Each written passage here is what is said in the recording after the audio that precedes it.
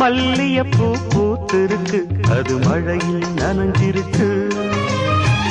வருஷமெல்லாம் காத்திருக்கு, ஒரு வண்டுக்கு தவம் இருக்கு.